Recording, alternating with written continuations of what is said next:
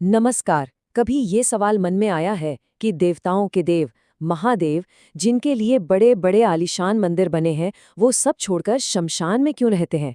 इस सवाल का जवाब एक बहुत ही गहरी और मार्मिक कहानी में छिपा है, जो हमें सत्य के असली रूप से मिलवाती है ना। ये एक अजीब सी बात। जहां बाकी सब देवता मंदिरों में पूजे जाते हैं, वहीं शिव, जो खुद जीवन के स्रोत हैं, वो उस जगह को अपना घर बनाते हैं जिसे हम सब अंत का प्रतीक मानते हैं।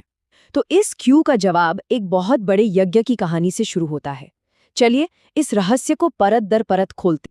तो कहानी की शुरुआत होती है एक बहुत ही भव्य आयोजन से। एक ऐसा यज्ञ जो शायद ब्रह्मांड के सबसे बड़े आयोजनों में से एक था। और इसे आयोजित कौन कर रहा था? प्रजापति दक्ष। जरा सोचिए, एक ऐसा आयोजन जहां ब्रह्मांड के हर कोने से देवी देवता और दिव्य शक्तियां इकट्ठा हो रही थीं।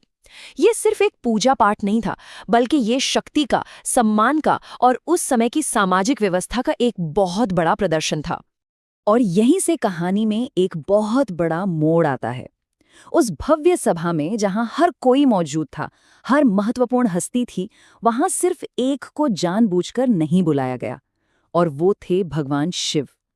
ये कोई भूल नहीं थी, ये एक सोची समझी बेइज्जती थी। तो यहाँ पर ना हमें दो अलग अलग दुनियाओं का टकराव दिखता है।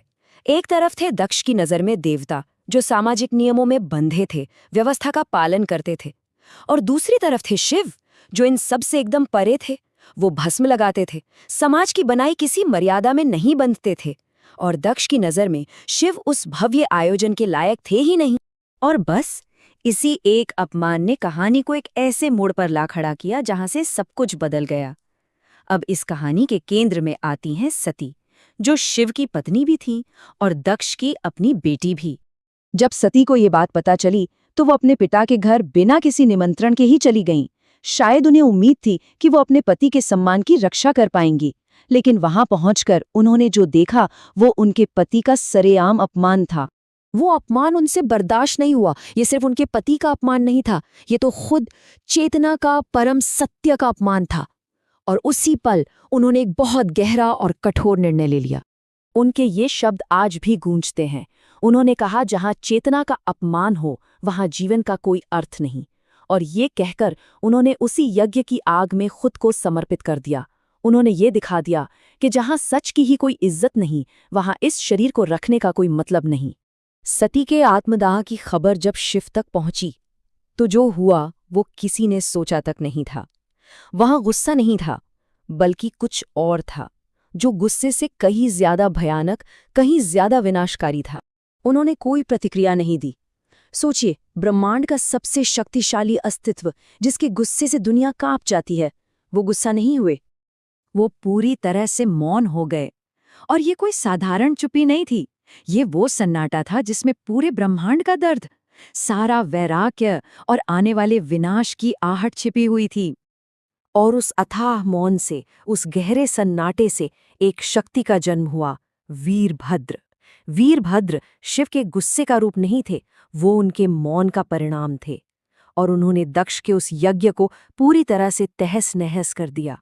इसके बाद जो हुआ वो और भी दर्दनाक था। शिव ने सती के जले हुए शरीर को उठाया और गहरे शोक में डूबकर पूरे ब्रह्मांड में भटकने लगे। ऐसा कहते हैं कि जहां जहां सती के शरीर के हिस्से गिरे, वहां वहां शक्तिपीठों की स्थापना हुई।